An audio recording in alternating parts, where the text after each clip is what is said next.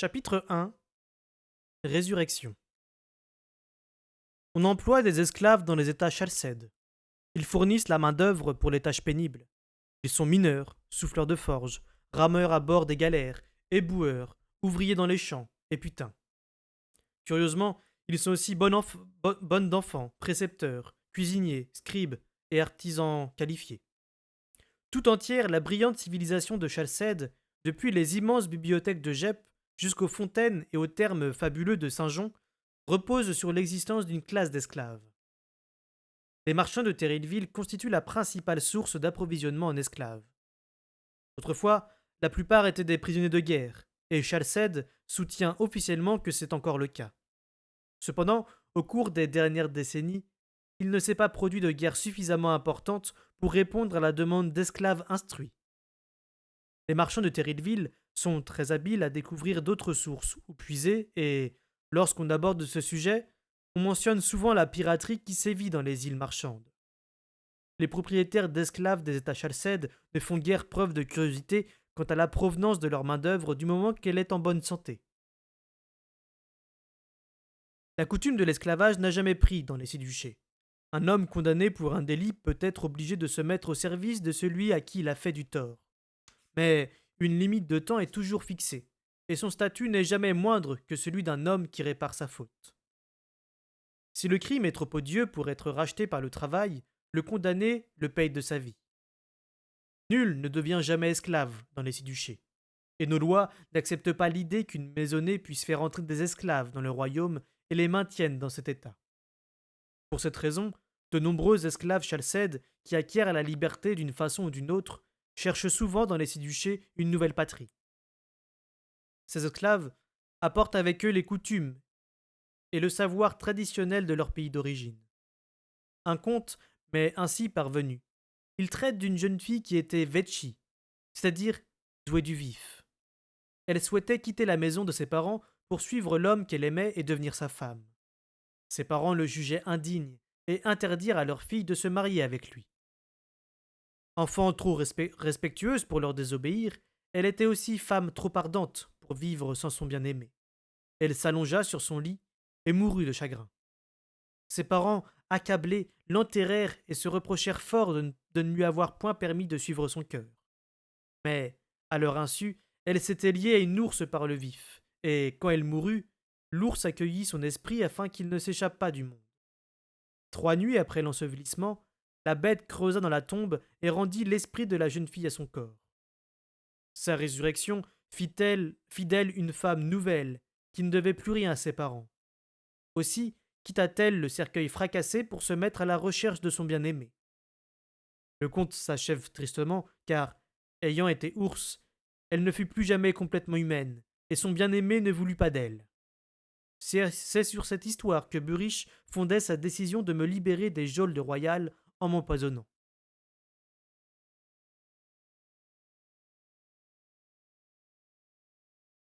La pièce était trop chaude et trop petite. Halter ne me rafraîchissait plus. Je quittai la table et m'approchai de la barrique d'eau dans le coin. J'enlevai le couvercle et bus à longs traits. Cœur de la meute leva les yeux avec un presque grondement. Sers-toi d'une timbale, Fitz. L'eau me dégoulinait du menton. Je le regardai à mon tour. Essuie-toi la figure. Cœur de la meute baissa le regard sur ses mains. Il y avait de la graisse dessus, et il en frottait des lanières. Je reniflai l'odeur, puis me passai la langue sur les lèvres. J'ai faim, dis-je. Assis-toi et termine ton travail. Ensuite, nous mangerons. J'essayai de me rappeler ce qu'il attendait de moi. De la main, il indiqua la table et je me souvins. Il y avait d'autres lanières de cuir de mon côté de la table. Je me rassis sur la chaise dure. J'ai faim maintenant, dis-je. Encore une fois, il me regarda d'une façon qui était comme un grondement. Cœur de la meute était capable de gronder avec ses yeux. Je soupirai. La graisse qu'il utilisait sentait très bon. J'avalai ma salive, puis je baissai les yeux. Il y avait des lanières et des bouts de métal devant moi sur la table. Je restai un moment à les contempler. Cœur de la meute finit par poser ses sangles et s'essuya les mains sur un chiffon. Il vint auprès de moi et je dus me tourner pour le voir.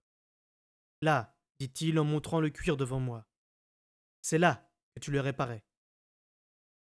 Il attendit que je prenne la lanière. Je me penchai pour la renifler. Il me tapa sur l'épaule. Ne fais pas ça! Ma lèvre se retroussa, mais je ne grondai pas. Gronder le mettrait très en colère. Je restai un moment les lanières dans les mains, puis j'eus l'impression que mes doigts se souvenaient avant mon esprit, et je le regardais travailler le cuir. Quand j'eus fini, je lui montrai la lanière et tirai dessus, fort, pour lui prouver qu'elle tiendrait même si le cheval rejetait la tête en arrière.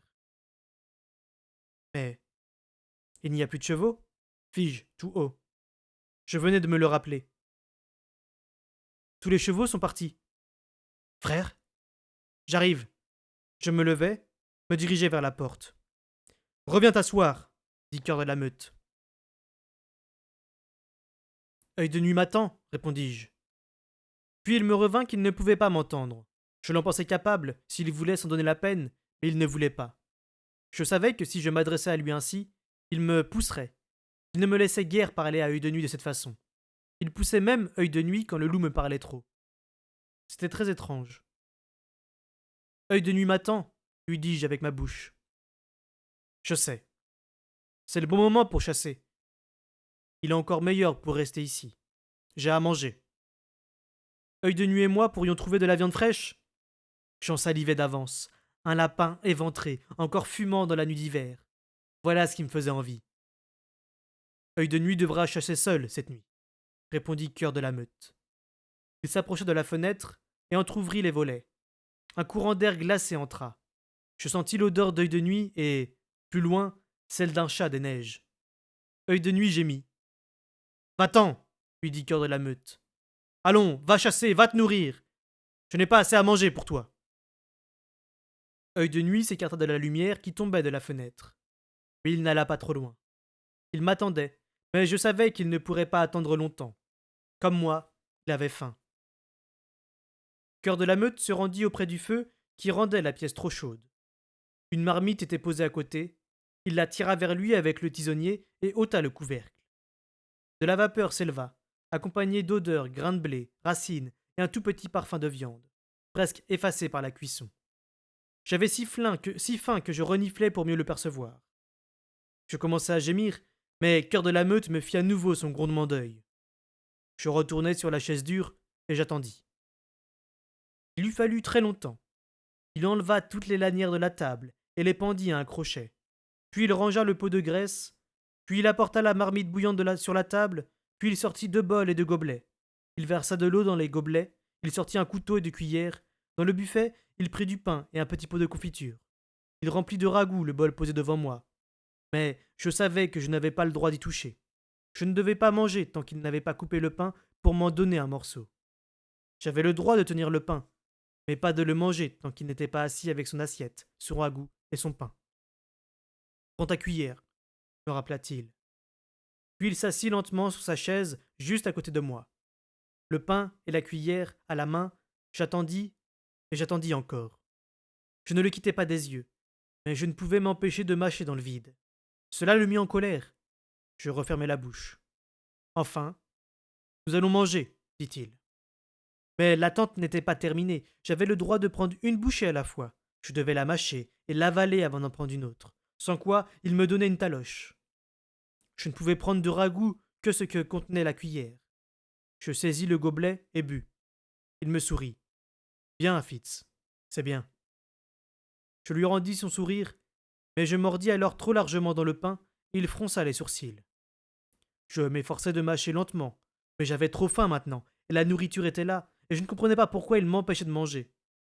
Il me fallut longtemps pour terminer. Il avait fait exprès de servir le ragoût trop chaud, pour que je me brûle la langue si je prenais de trop grosses bouchées. Je ruminai un moment cette idée. Puis, tu as fait exprès de servir la nourriture trop chaude, pour que je me brûle si je mange trop vite. Un sourire apparut lentement sur son visage. Il hocha la tête. Je finis quand même de manger avant lui. Je dus rester sur ma chaise en attendant qu'il ait terminé lui aussi. Alors, Fitz, dit-il enfin, la journée n'a pas été trop mauvaise, hein, mon garçon? Je le regardai. Réponds quelque chose, fit-il. Quoi? Demandai-je. N'importe quoi? N'importe quoi. Il fronça les sourcils, et j'eus envie de gronder parce que j'avais fait ce qu'il m'avait dit de faire. Au bout d'un moment, il se leva et alla chercher une bouteille. Il versa quelque chose dans son gobelet, puis me tendit la bouteille.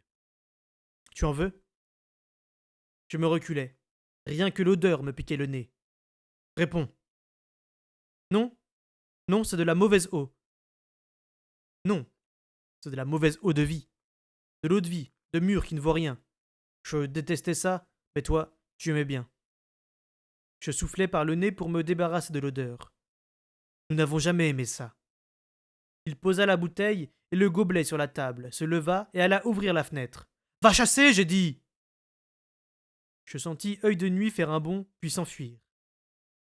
Œil de Nuit a peur de Cœur de la Meute, autant que moi. Une fois, j'ai attaqué Cœur de la Meute. J'étais resté longtemps malade, mais j'allais mieux. Je voulais sortir chasser, il refusait. Il était devant la porte, et j'ai sauté sur lui. Il m'a frappé avec son poing, puis il m'a tenu couché par terre. Il n'est pas plus grand que moi, mais il est plus méchant et plus rusé. Il connaît beaucoup de façons d'empêcher de bouger, et la plupart font mal. Il m'a longtemps tenu par terre sur le dos, la gorge découverte, offerte à ses crocs. Chaque fois que je remuais, il me tapait. Œil de Nuit a grondé dehors, mais pas trop près de la porte. Il n'a pas essayé d'entrer. Quand j'ai gémi pour demander grâce, il m'a encore tapé. Tais-toi, a-t-il dit. Quand je me suis tu, il a repris. Tu es jeune, je suis plus vieux, et je sais plus que toi. Je me bats mieux que toi. Je chasse mieux que toi. Je suis au-dessus de toi. Tu feras tout ce que je voudrais. Tu feras tout ce que je te dirai. Tu as compris? Oui, lui ai-je répondu. Oui, oui, c'est l'esprit de la meute. Je comprends, je comprends. Mais il m'a encore tapé. Il a continué à me tenir la gorge offerte, jusqu'à ce que je lui dise avec ma bouche. Oui, je comprends. Revenu à la table, Cœur de la Meute versa de l'eau de vie dans mon gobelet. Il le posa devant moi, là où j'étais obligé de sentir l'odeur. Je reniflai. Essaye, fit-il. Rien qu'un peu. Tu aimais ça avant. Tu en buvais en ville, quand tu étais plus jeune et que tu ne devais pas entrer sans moi dans les tavernes. Ensuite, tu m'achetais de la menthe en croyant que je ne remarquerais rien. Je secouai la tête. Je n'aurais pas fait ce que tu m'avais interdit. J'ai compris? Il fit le bruit qui ressemble à éternuer et s'étrangler. Oh! Tu faisais très souvent ce que je t'avais interdit de faire. Très souvent. Je secouai encore la tête. Je ne m'en souviens pas. Pas encore, mais ça viendra. Du doigt, il désigna mon gobelet. Vas-y, goûte, juste un peu. Ça te fera peut-être du bien. Et parce qu'il l'avait ordonné, je goûtais. L'eau me piqua la bouche et le nez, et je n'arrivais pas à me débarrasser du goût en soufflant par le nez. Je renversai ce qui restait dans le gobelet. Eh bien, Patience serait contente. Il n'ajouta rien. Me fit prendre un chiffon pour essuyer ce que j'avais renversé. Puis, il me fit faire la vaisselle dans l'eau, et je dus la sécher en plus.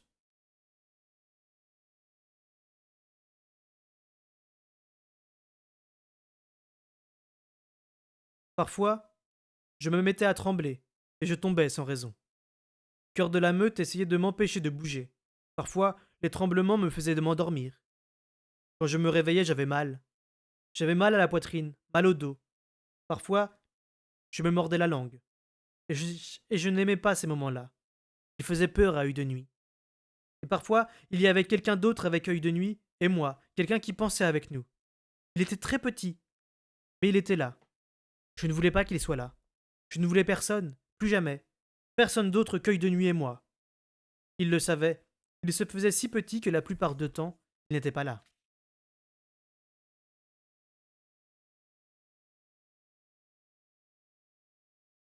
Plus tard, un homme vint. Un homme vient, dis-je, à Cœur de la Meute. Il faisait sombre, et le feu baissait. Le bon moment était passé pour la chasse. La nuit était là. Bientôt, elle nous ferait dormir.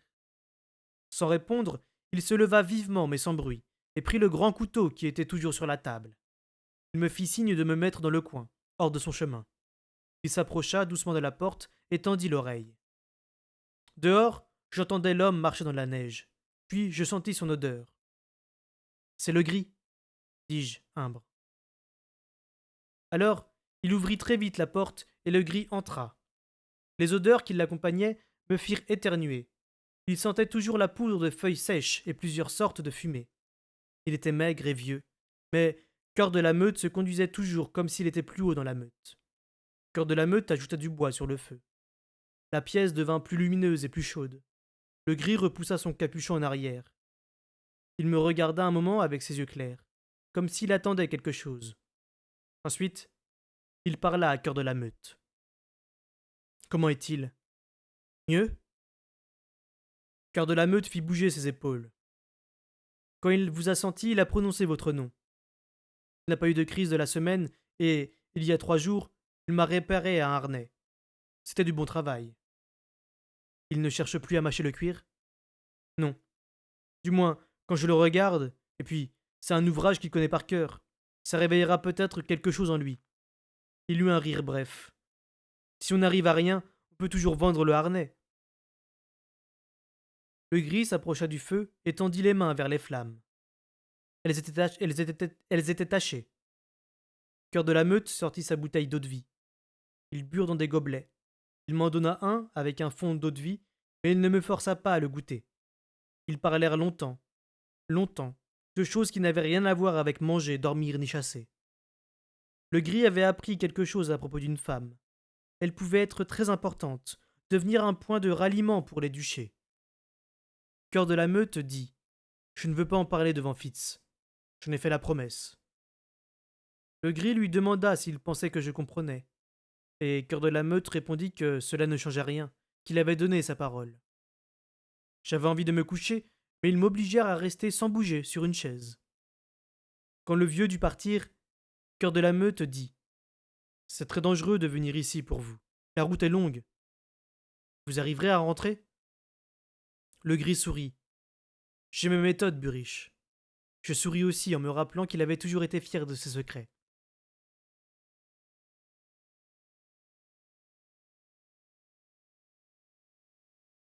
Un jour, Cœur de la Meute sortit en me laissant seul. Il ne m'attacha pas. Il dit seulement: Tu as des flocons d'avoine ici. Si tu veux manger pendant mon absence, il faudra que tu te rappelles comment les faire cuire. Si tu sors par la porte ou la fenêtre, ou même si tu ouvres la porte ou la fenêtre, je le saurai. Et je te battrai à mort. Tu as compris? Oui, répondis-je. Il avait l'air très en colère contre moi, mais je ne me rappelais pas avoir fait quelque chose qu'il m'avait interdit. Il ouvrit une boîte et y prit des choses, surtout des bouts de métal rond, des pièces. Je me souvenais d'un autre objet. Il était brillant et recourbé comme une lune. Il sentait le sang quand je l'avais eu. Je m'étais battu pour l'avoir. Je ne me rappelais pas en avoir eu envie, mais je m'étais battu, et j'avais gagné. Je n'en voulais plus. Il le tint par la chaîne pour l'observer, puis le mit dans une poche. Cela m'était égal qu'il l'emporte. Je commençais à avoir très faim avant son retour. Quand il arriva, il y avait une odeur sur lui. L'odeur d'une femelle. Pas forte et mélangée à celle d'une prairie. Mais c'était une bonne odeur, et elle me donna envie de quelque chose qui n'était pas à boire, ni à manger, ni à chasser. Je m'approchai de lui pour le renifler, mais il ne s'en aperçut pas. Il prépara le gruau et nous mangeâmes. Puis il s'assit devant le feu avec l'air très triste. Je me levai et allai chercher la bouteille d'eau-de-vie. Je la lui apportai avec un gobelet. Il prit la bouteille et la timbale, mais ne sourit pas. Demain, je t'apprendrai peut-être à rapporter, me dit-il. Ça, tu arriveras peut-être à le faire convenablement. Puis il but toute l'eau-de-vie de la bouteille, et en ouvrit une autre après. Je le regardai. Quand il s'assoupit, je pris son manteau avec l'odeur. Je l'étendis par terre, me couchai dessus, et m'endormis en le flairant. Je fis un rêve, mais il n'avait pas de sens. Il y avait une femelle qui sentait comme le manteau de Buriche, et je ne voulais pas qu'elle s'en aille. C'était ma femelle, mais quand elle partit, je ne la suivis pas. C'est tout ce que je me rappelais. Ces souvenirs. Ce souvenir, ce n'était pas bon. Comme avoir faim ou soif n'était pas bon.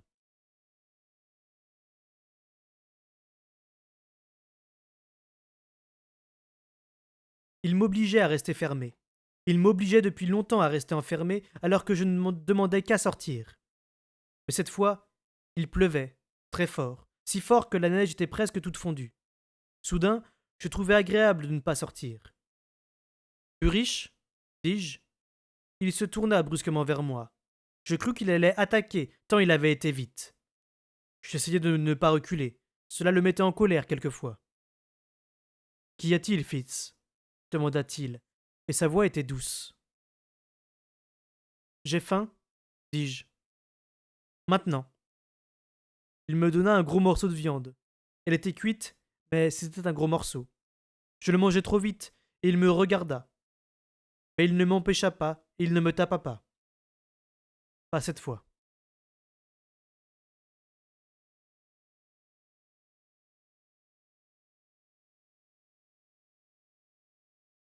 Je ne cessais de me gratter le visage. La barbe. Pour finir, j'allais me planter devant Burich, et je me grattais. Je n'aime pas ça, lui dis-je. Il eut l'air surpris, mais il me donna de l'eau très chaude, du savon et un couteau très coupant. Il me donna un morceau de verre rond avec un homme dedans. Je le regardai un long moment. Il me faisait frissonner. Ses yeux étaient comme ceux de Burich, avec du blanc autour, mais encore plus sombre. Ce n'étaient pas des yeux de loup. Sa fourrure était aussi noire que celle de Burich, mais les poils de ses joues poussaient par plaques rêches. Je touchai ma barbe et vis des doigts sur le visage de l'homme. C'était étrange. Rase-toi, mais fais attention, fit Burich. J'arrivais presque à me rappeler comment on s'y prenait. L'odeur du savon, l'eau brûlante sur ma figure, mais la lame aiguisée, ne cessait de me couper. De petites coupures qui piquaient. Après, j'observais l'homme de la vitre ronde. Fitz, pensai-je. Il ressemblait presque à Fitz. Je saignais. Je saigne de partout, dis-je à Burich. Il rit. Tu saignes toujours quand tu t'es rasé. Tu veux toujours aller trop vite. Il prit la lame aiguisée. Assis-toi et ne bouge plus. J'ai oublié quelques poils. Je restais très immobile, et il ne me coupa pas.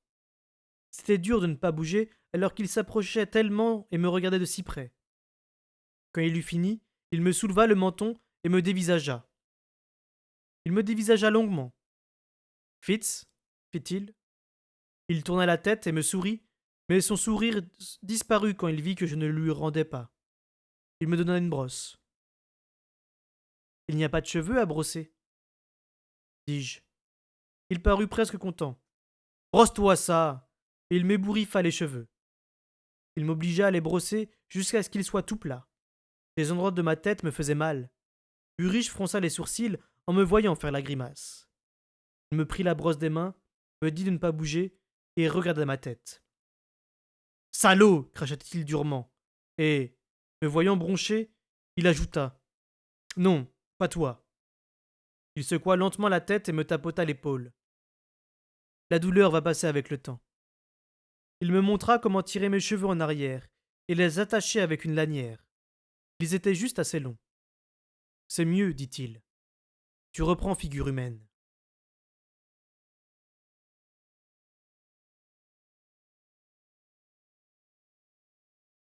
Je m'éveillai d'un rêve, tout agité et tout gémissant. Je me redressai et me mis à pleurer. Il quitta son lit pour s'approcher. Qu'y a-t-il, Fitz? Qu'est-ce qui ne va pas? Il m'a enlevé à ma mère, dis-je. Il m'a emporté. J'étais beaucoup trop jeune pour rester sans elle. Je sais. Mais c'était il y a longtemps, tu es ici maintenant, et tu ne risques rien. Il avait l'air presque effrayé. Il a enfumé la tanière, continuai-je. Il a pris la peau de ma mère et de mes frères. Son visage changea, et sa voix n'était plus gentille. Non, Fitz, ça, ce n'était pas ta mère. C'est un rêve de loup, le rêve d'œil de nuit. Ça lui est peut-être arrivé, mais pas à toi. Si, ça m'est arrivé, répondis-je, et je fus soudain en colère. Si, ça m'est arrivé, et j'ai eu aussi mal, aussi mal. Je me levai et marchai en rond dans la pièce. Je marchai très longtemps, jusqu'à ce que je ne sente plus ce que je sentais. Il resta assis à me regarder. Il but beaucoup d'eau-de-vie pendant que je marchais.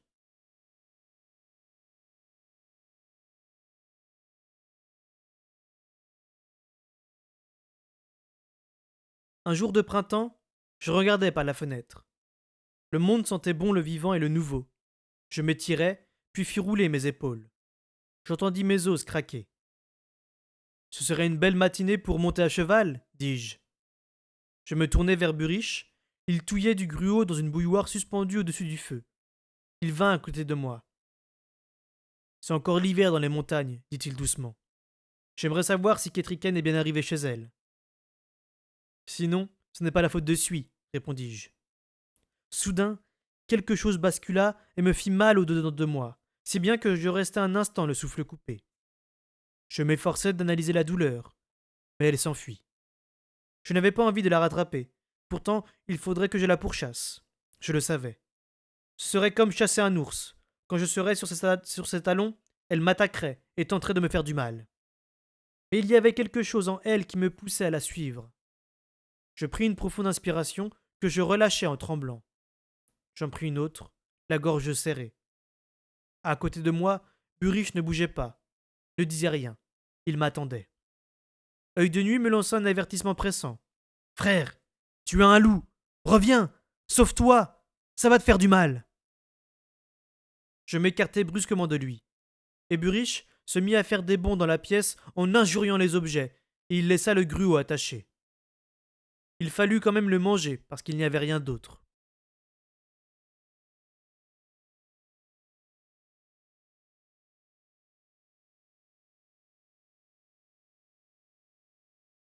Pendant quelque temps, Buriche ne me laissa aucun répit.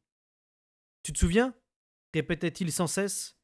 Il me citait des noms et me demandait de retrouver à qui ils appartenaient. Parfois, cela me revenait un peu. Une femme, répondis-je, au nom de patience. Une femme dans une pièce pleine de plantes. J'avais fait de mon mieux, mais cela ne l'empêcha pas d'être en colère. Quand je dormais la nuit, je faisais des rêves où je voyais une lumière trembler, danser sur un mur de pierre, et des yeux une petite fenêtre. Les rêves me pétrifiaient et me bloquaient le souffle. Si j'arrivais à reprendre assez de respiration pour crier, je parvenais à me réveiller. Parfois, il me fallait longtemps pour inspirer suffisamment. Buriche se réveillait lui aussi, et il se saisissait du grand couteau posé sur la table. Qu'y a-t-il? Qu'y a-t-il? Me demandait-il. Mais j'étais incapable de lui raconter. Mieux valait dormir la journée, dehors, dans l'odeur de l'herbe et de la terre. Les rêves de murs ne me venaient pas. Alors, je voyais une femme qui se pressait doucement contre moi. Son parfum était celui des fleurs de prairie, et sa bouche avait le goût du miel. Ces rêves-là me faisaient mal au réveil, quand je me rendais compte qu'elle était partie pour toujours, emmenée par un autre. La nuit, je m'asseyais pour contempler le feu, et j'essayais de ne pas penser à des murs de pierre glacés, et à des yeux sombres pleins de larmes, ni à une douce bouche remplie de mots amers. Je ne dormais pas. Je n'osais même pas m'allonger, et Buriche ne m'y forçait pas.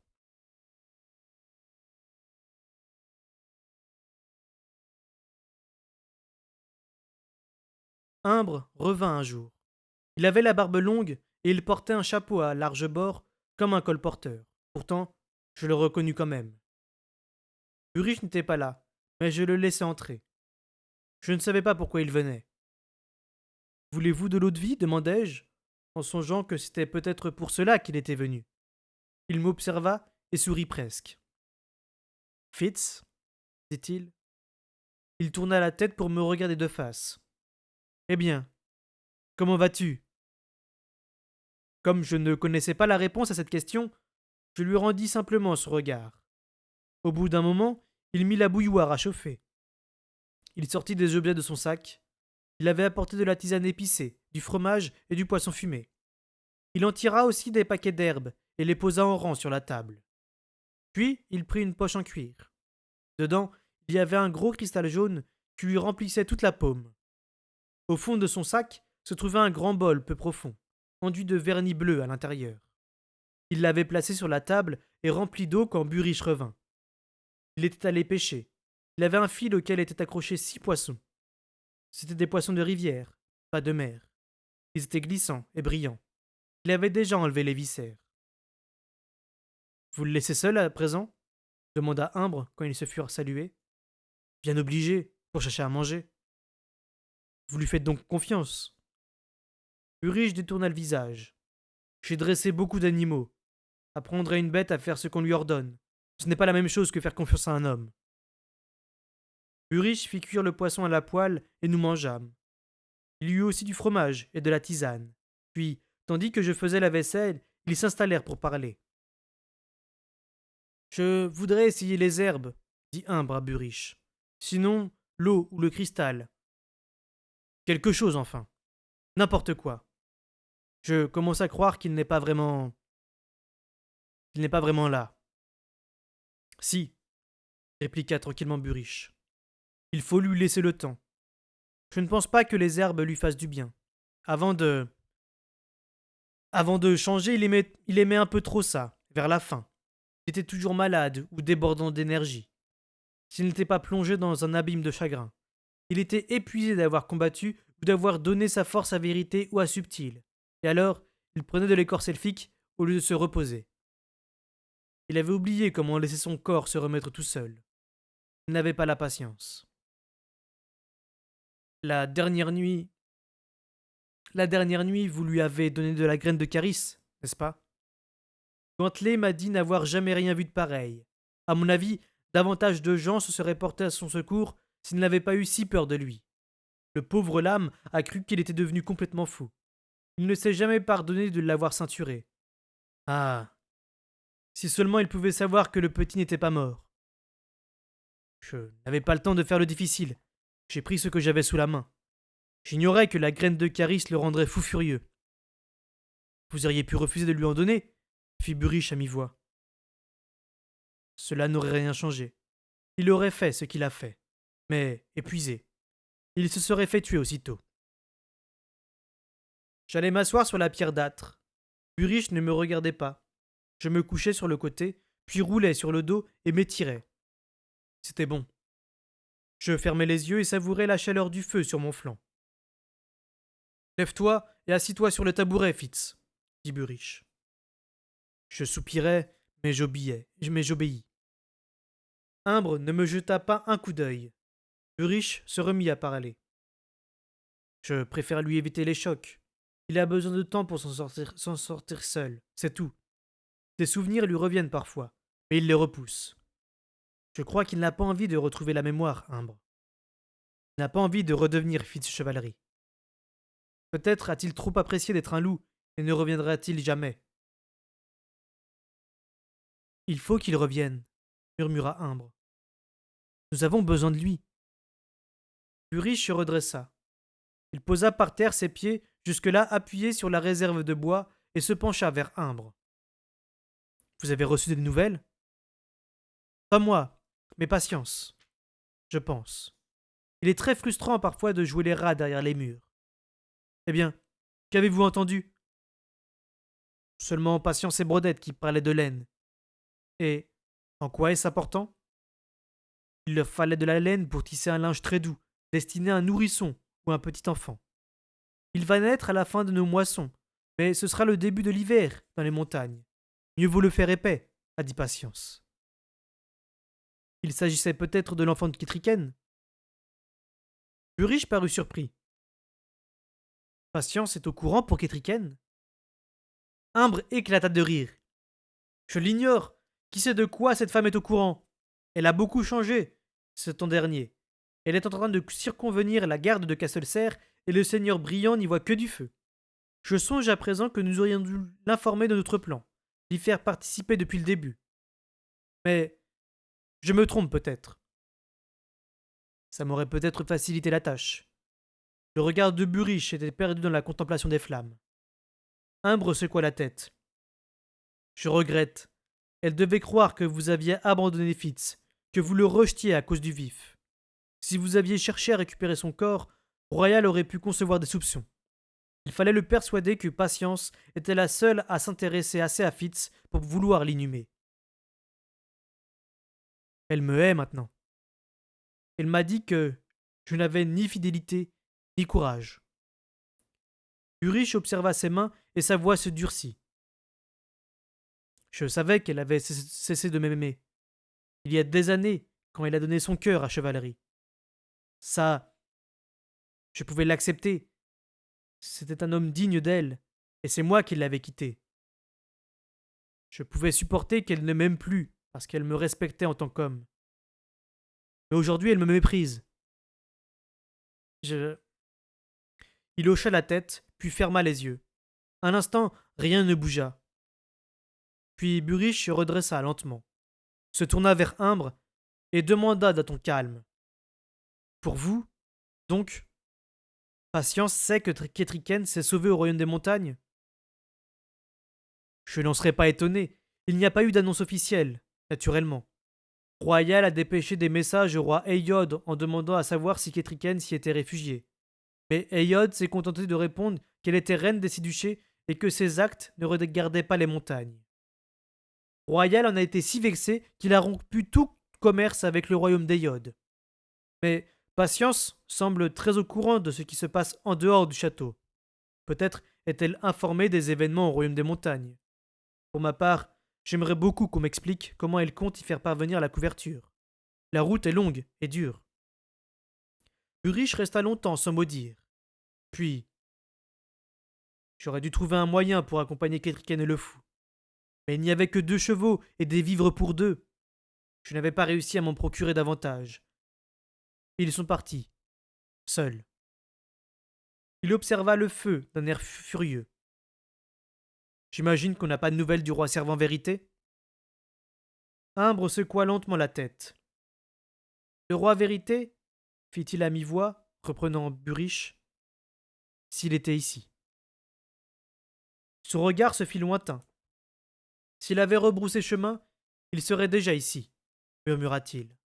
Encore quelques journées clémentes comme aujourd'hui, et il y aura des pirates rouges dans toutes les baies de la côte. Je pense que Vérité ne reviendra pas. Alors Royal est roi pour de bon, dit Burish d'un ton amer. En tout cas, jusqu'à ce que l'enfant de Ketriken soit en âge d'accéder au trône. Et, à ce moment-là, on peut s'attendre à une guerre civile s'il réclame la couronne. Et s'il reste encore un royaume de Siduché à gouverner. Vérité. Je regrette à présent qu'il se soit lancé à la recherche des anciens. Au moins, tant qu'il était vivant, nous étions un peu protégés des pirates. Maintenant qu'il n'est plus là et que le printemps s'installe, il n'y a plus d'obstacle entre eux et nous. Vérité. Le froid me fit frissonner. Je le repoussai. Il revint. Je le repoussai et le tins l'écart. Au bout d'un moment, je pris une grande inspiration. Rien que l'eau, alors demanda Imbre à Burish. Je compris qu'ils avaient continué à parler, mais que je n'avais pas écouté. Burish haussa les épaules. Allez-y. Quel mal cela peut-il faire? Savait-il déchiffrer l'eau avant? Je ne lui ai jamais demandé d'essayer, mais j'ai toujours eu le sentiment qu'il y arriverait. Il a le vif et l'art. Pourquoi ne saurait-il pas aussi lire l'eau? Ce n'est pas parce qu'on peut faire quelque chose qu'on doit le faire. Ils restèrent un moment à s'entre-regarder, puis Imbre haussa les épaules. Peut-être ma profession ne m'autorise-t-elle pas à autant de scrupules que la vôtre? Fit-il d'un ton guindé. Burish ne répondit pas tout de suite. Enfin, bourru. Pardon, messire. Nous avons tous servi notre roi selon nos possibilités. Imbre acquiesça de la tête et sourit. Il débarrassa la table de tous les objets, sauf du bol d'eau et d'une bougie. Viens ici, me dit-il d'une voix douce, et je m'approchai. Il me fit asseoir sur une chaise et plaça le bol devant moi. Regarde dans l'eau et dis-moi ce que tu vois. Je voyais l'eau du bol. Je voyais le fond bleu du bol. Aucune de ces réponses ne le satisfit. Il me répéta de regarder encore, mais je voyais toujours les mêmes choses. Il déplaça la bougie à plusieurs reprises en me demandant de regarder à chaque fois. Pour finir, il dit à Burish. Eh bien, au moins, il répond qu'on lui parle maintenant. Burish hocha la tête, mais il avait l'air découragé. Oui. Avec le temps, peut-être. Je compris qu'ils en avaient terminé avec moi, et je me détendis. Imbre voulut savoir s'il pouvait passer la nuit chez nous. Naturellement, répondit Burish avant d'aller chercher l'eau de vie. Il servit 2 gobelets. Imbre attira mon tabouret près de la table et s'assit. Ils se remirent à bavarder sans plus s'occuper de moi.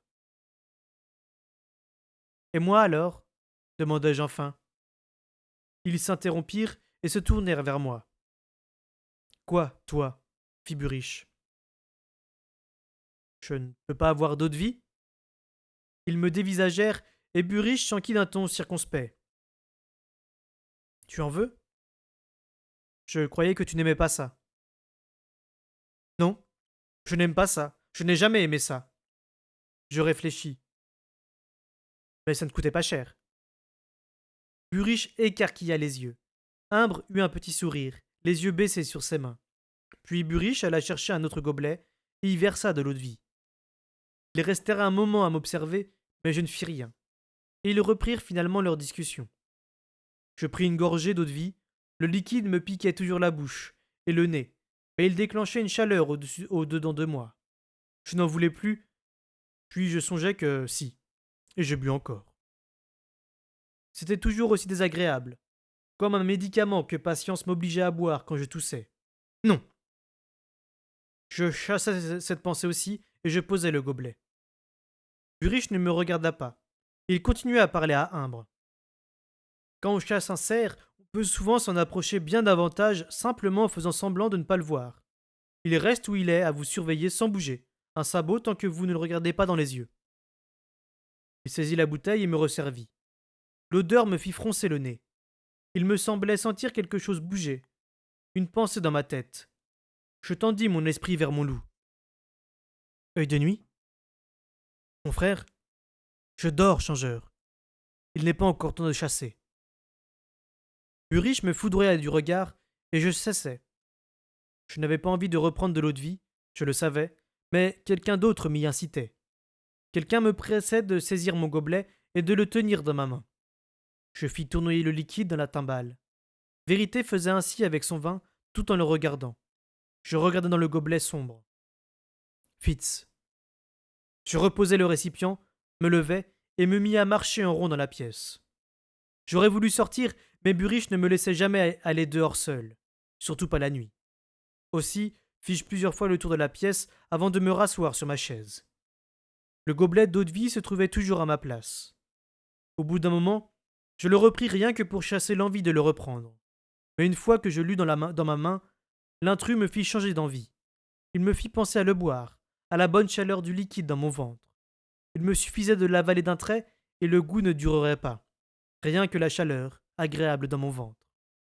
Je savais ce qu'il cherchait à faire. Je commençais à me sentir en colère. Encore une petite gorgée alors. C'est tout, murmure. Pour t'aider à te détendre, Fitz. Le feu est bien chaud, tu as bien mangé. Buriche te protégera et Imbre est là aussi. Inutile de rester ainsi sur tes gardes. Rien qu'une gorgée, encore. Une seule. Non. Une toute petite gorgée alors, pour t'humecter la bouche. J'obéis pour le faire cesser de me donner envie. Mais il ne cessa pas. Et je pris une autre gorgée. Je m'emplis la bouche et j'avalai. Il devenait de plus en plus dur de résister. Il musait, et Buriche remplissait toujours mon gobelet. Fitz dit, vérité est vivant. C'est tout. Rien que ça. Non. L'eau de vie ne te fait-elle pas du bien? Elle te fait chaud au ventre. Reprends-en un peu. Je sais ce que vous cherchez. Vous cherchez à m'enivrer pour que je ne puisse plus vous empêcher d'entrer. Je ne vous laisserai pas faire. J'avais le visage mouillé. Buriche et Imbre m'observaient. Il n'a jamais eu le vin triste, fit Buriche. Du moins, avec moi. Il paraissait trouver la scène très intéressante. Dis-le, dis, vérité est vivant. Ensuite, je ne te dérangerai plus, je te le promets. Dis-le rien qu'une fois, même en chuchotant. Dis-le. Allez, dis-le. Je baissai les yeux sur la table, puis à voix très basse. Vérité est vivant. Ah? Fit Buriche. Il avait pris un ton trop détaché et il se pencha trop vite pour remplir mon gobelet. La bouteille était vide, il transvasa sa timbale dans la mienne. Et soudain, j'eus envie de boire, et cette fois, cette envie était la mienne. Je pris le gobelet et le bus d'un trait, puis je me levai. Vérité est vivant, répétai-je. Il a froid, mais il est vivant. Et c'est tout ce que j'ai à dire. Je me dirigeai vers la porte, défis le verrou et sortis dans la nuit. Buriche ne chercha pas à m'arrêter.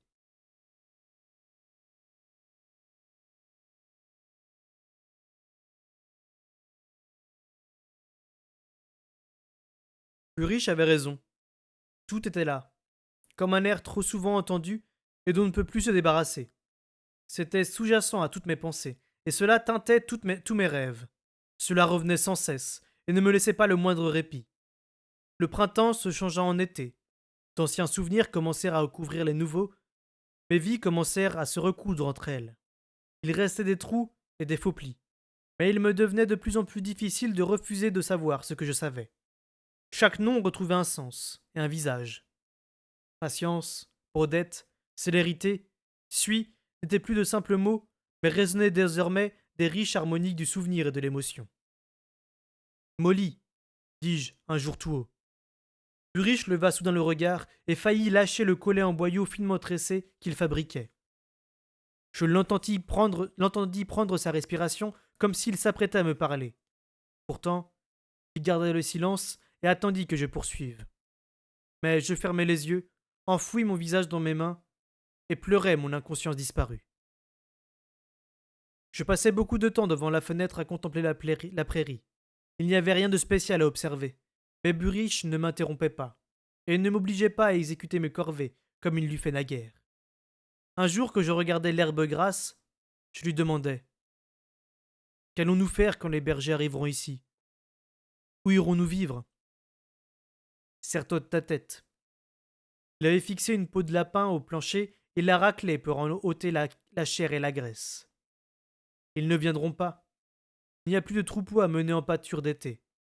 Le meilleur du cheptel est parti pour l'intérieur, avec Royal. Il a vidé Castelcerre de tout ce qu'il pouvait emporter. Je te parie que les rares moutons restés à Castelcerre ont fini à la broche pendant l'hiver.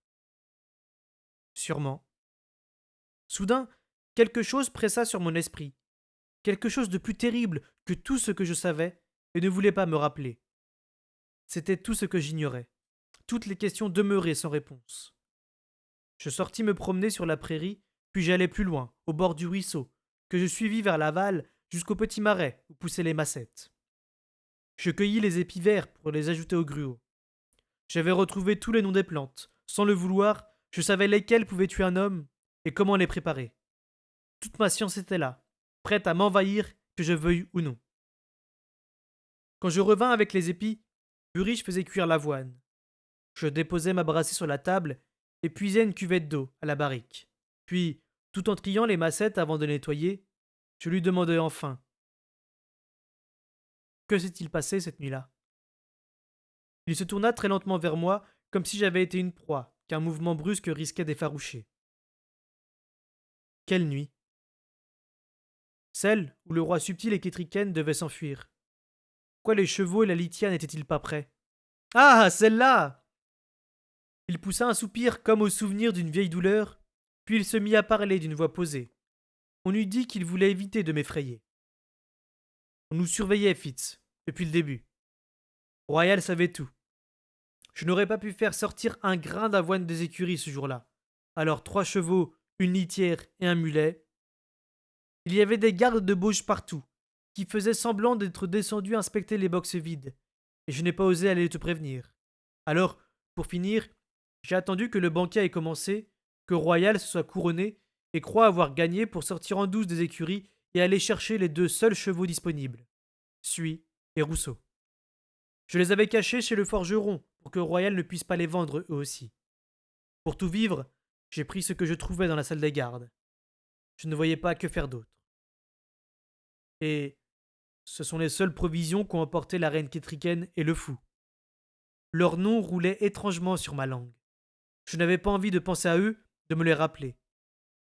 La dernière fois que j'avais vu le fou, il m'accusait en pleurant d'avoir assassiné son roi.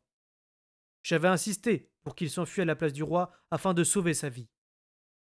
Ce n'était pas le meilleur souvenir d'adieu à conserver d'un ami. Oui. Burrich posa le faitout sur la table pour laisser le gruau épaissir. Humbre et le loup m'ont guidé jusqu'à eux.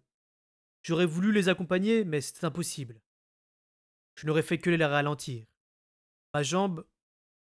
Je savais que je ne soutiendrais pas longtemps l'allure des chevaux, et monter à 2 par ce temps aurait épuisé les bêtes. J'ai dû les laisser partir sans moi. Il se tut un instant, puis d'une voix grondante, plus grave que celle d'un loup: si jamais je découvre qui nous a vendus à Royal, C'est moi. Il planta son regard dans le mien, l'horreur et l'incrédulité peintes sur ses traits. Je baissai le nez, mes mains commençaient à trembler. J'ai. J'ai été stupide. C'est ma faute. La petite servante de la reine, Romarin toujours dans nos jambes, elle devait espionner pour le comte de Royal. Elle m'a entendu dire à la reine qu'il lui fallait se tenir prête, que le roi l'accompagnerait, qu'elle devait se vêtir chaudement. De là, Royal a dû deviner qu'elle allait s'enfuir de Castelserre, qu'elle aurait par conséquent besoin de chevaux. Et peut-être ne s'est-elle pas contentée d'espionner, peut-être a-t-elle porté un panier de friandises empoisonnées à une vieille femme, peut-être a-t-elle appliqué de la graisse sur la marche d'un escalier que sa reine devait bientôt emprunter.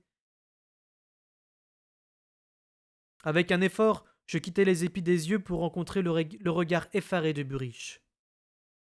Et ce que Romarin n'a pas pu apprendre, Justin et Sereine l'ont entendu. Ils vampirisaient le roi, ils le saignaient de sa force d'art, ils interceptaient la moindre pensée qu'il échangeait avec vérité. Une fois qu'ils ont su que je prêtais ma force au roi, ils se sont mis à m'espionner par l'art moi aussi. J'ignorais que c'était possible. Mais Galen avait trouvé un moyen et l'avait enseigné à ses élèves. Tu te rappelles, Guillot, le fils de Lad, le membre du clan? C'était le meilleur dans ses disciplines. Il pouvait faire croire à ses victimes qu'il n'était pas là, alors qu'il se tenait à côté d'elles. Je secouai la tête en m'efforçant de me débarrasser des terrifiants souvenirs que je gardais de lui, et qui faisaient ressurgir les ombres du cachot. Tout ce que je renâclais encore à me rappeler. Je me demandais si je l'avais tué. Je ne le pensais pas. Il n'avait sans doute pas avalé assez de poison. Je m'aperçus que Buriche me regardait fixement. Cette nuit-là, au dernier moment, le roi a refusé de partir, repris-je à mi-voix. Depuis si longtemps, je ne voyais que le traître en royal, et j'avais oublié que Subtil y verrait encore un fils. Quand Royal s'est emparé de la couronne de vérité, alors qu'il savait son frère vivant, le roi Subtil n'a plus voulu vivre, sachant Royal capable d'un tel acte. M'a demandé de lui prêter ma force pour artiser un adieu à vérité. Mais Sereine et Justin étaient aux aguets. Je me tus, et de nouvelles pièces du puzzle se mirent en place. J'aurais dû me rendre compte que c'était trop facile. Personne pour garder le roi. Pourquoi? Parce que Royal n'en avait pas besoin. Sereine et Justin étaient collés à Subtil comme des sangsues. Royal en avait fini avec son père. Il s'était couronné roi servant, et Subtil ne pouvait plus lui être d'aucune utilité.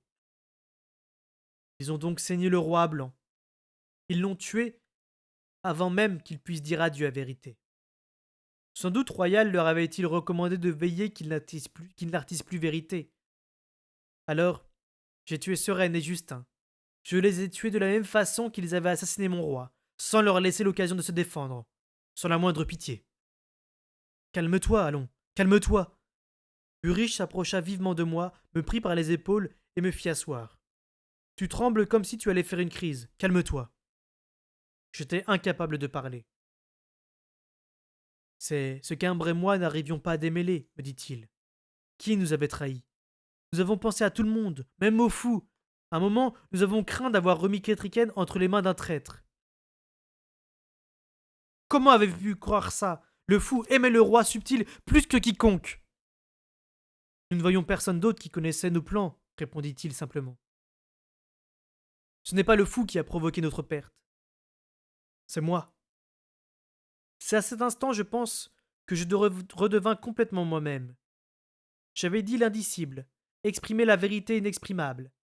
Je les avais tous trahis. Le fou m'avait prévenu. Il avait prédit que je causerais la mort des rois si je n'apprenais pas à cesser de me mêler de tout. Imbre aussi m'avait mis en garde. Il avait tenté de m'arracher la promesse de ne plus modifier les événements. Mais j'ai refusé. Et par mes actes, j'ai tué mon roi. Si je ne lui avais pas prêté ma force pour artiser, il ne se serait pas autant exposé aux coups de ses assassins. Je l'ai aidé à s'ouvrir pour contacter vérité. Mais ce sont ces deux sangsues qui sont apparus. L'assassin du roi. C'est vrai de tant et tant de manières. Subtil. Je regrette mon roi, je regrette profondément. Sans moi, Royal n'aurait eu aucun motif de vous tuer.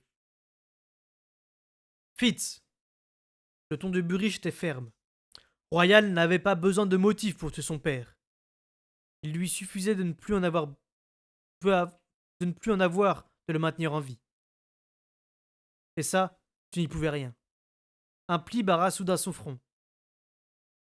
Mais pourquoi le tuer juste à ce moment? Pourquoi ne pas avoir attendu de s'être assuré de la reine? Je souris. Tu l'as sauvée. Royal croyait la tenir. Il pensait nous avoir barré la route en t'empêchant de sortir les chevaux des écuries. Il s'est même vanté devant moi dans ma cellule qu'elle avait dû partir à pied et sans vêtements contre l'hiver. Burich sourit à son tour, durement. Elle et le fou ont pris les affaires préparées pour Subtil. Ils se sont mis en chemin sur deux des meilleures bêtes qui soient sorties des écuries de Castelcerre. Je parie qu'ils sont arrivés sains et saufs dans les montagnes, mon garçon. Suis et Rousseau doivent brouter dans de hautes pâtures en ce moment. Maigre réconfort. Cette nuit-là, j'allais courir avec le loup et Burich ne me fit aucun reproche. Mais nous ne pouvions courir assez vite, ni assez loin, et le sang versé cette nuit n'était pas celui que je souhaitais voir couler. Non plus que la viande tiède ne parvint à combler le vide en moi.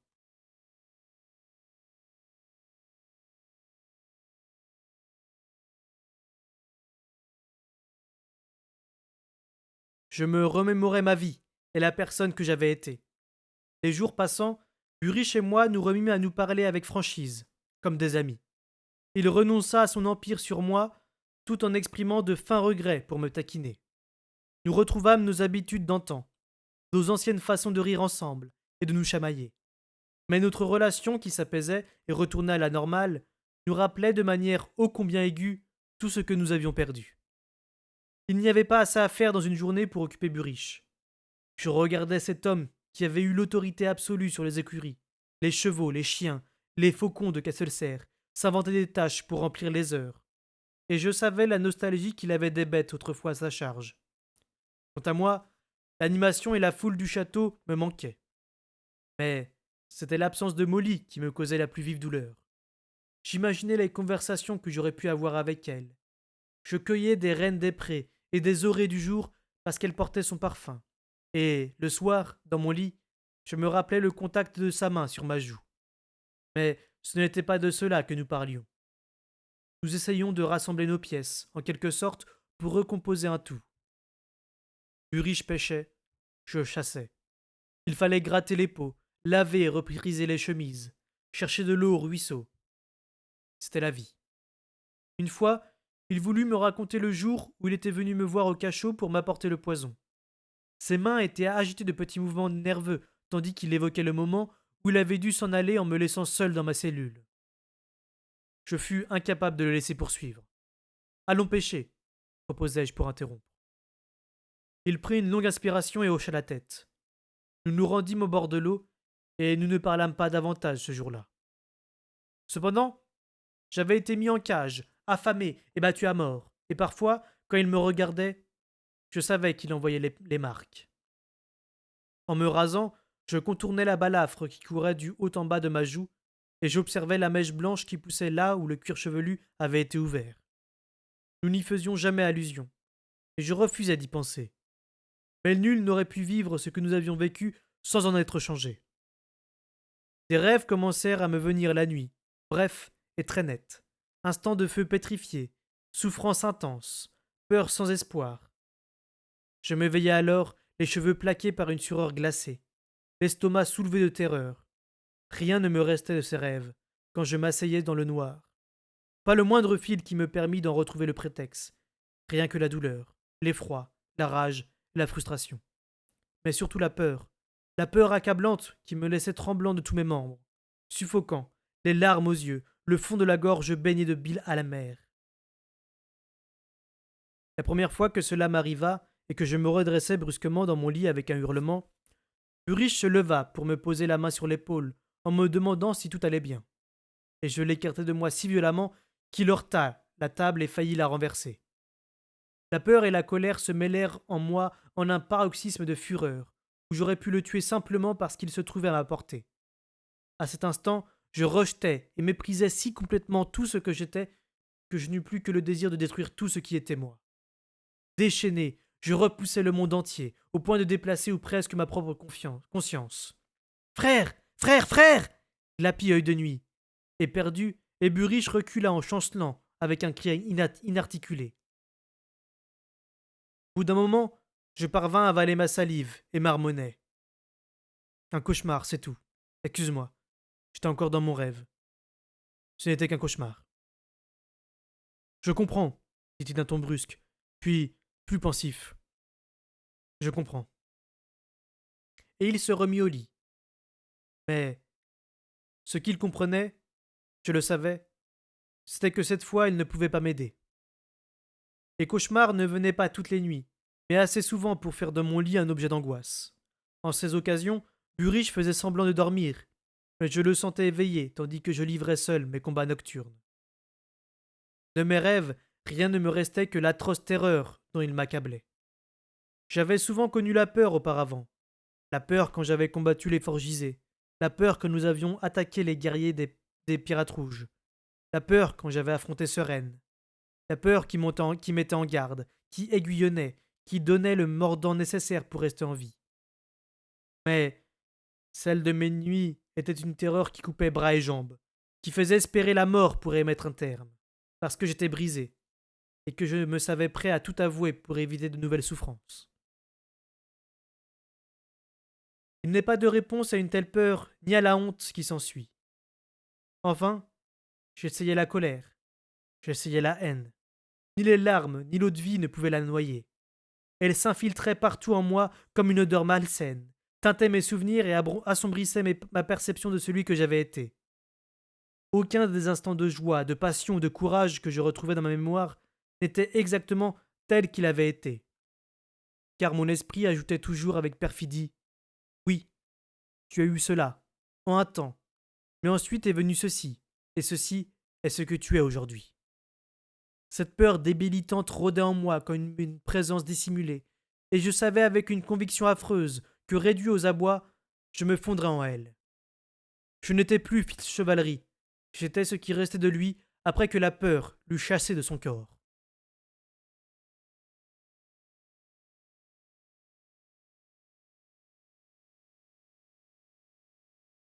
Le deuxième jour après que Buriche fut tombé à court d'eau-de-vie, je lui dis: ça ne me dérange pas de rester seul ici, si tu veux aller à Bourg de Castelcerre.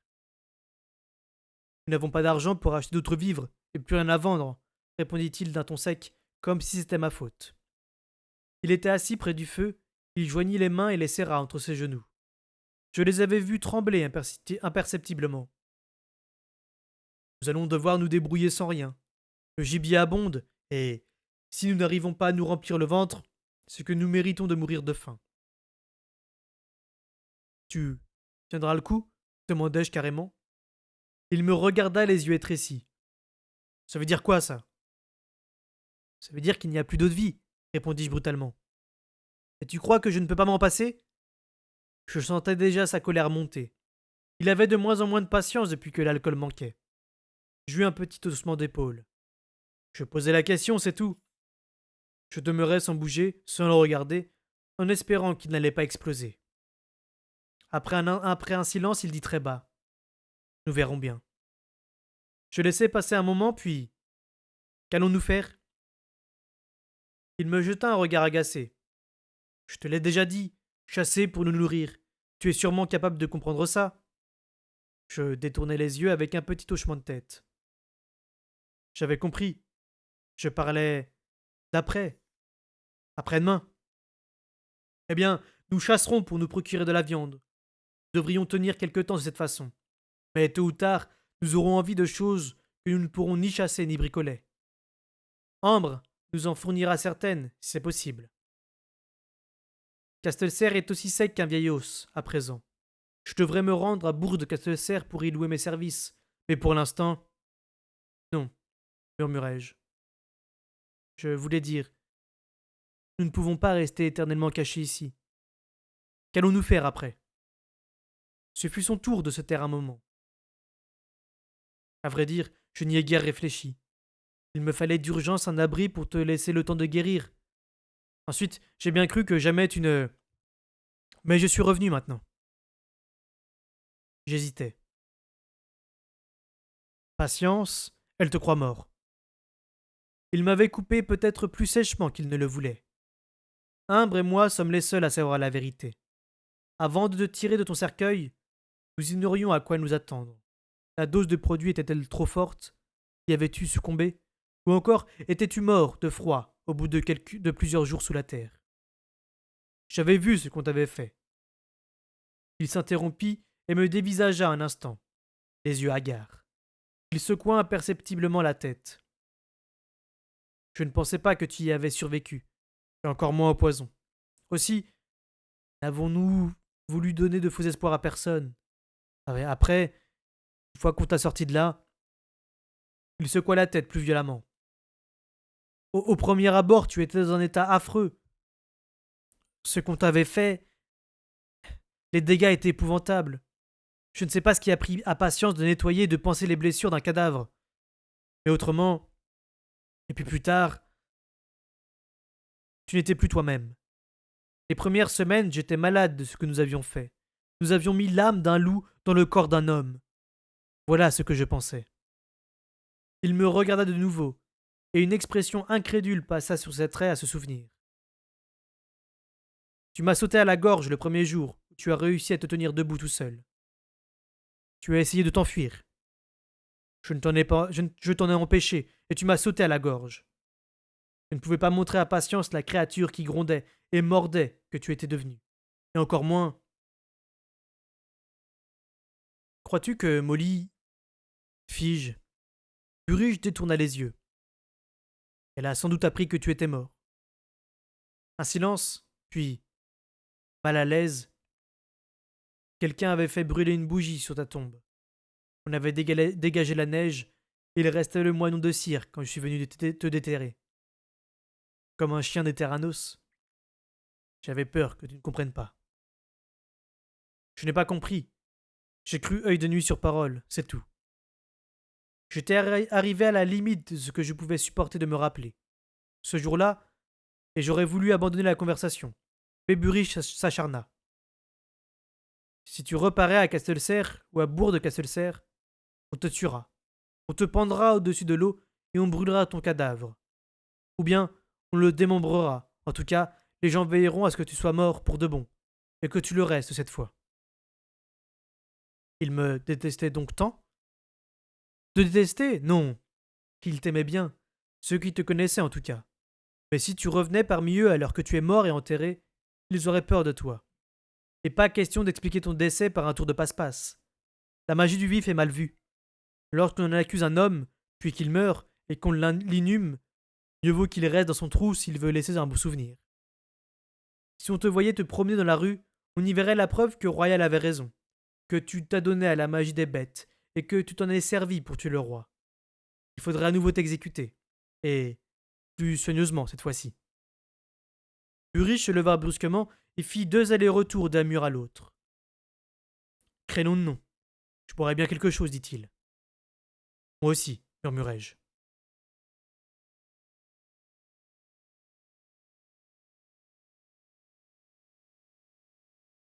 Dix jours plus tard, Imbre apparut sur le chemin qui menait chez nous.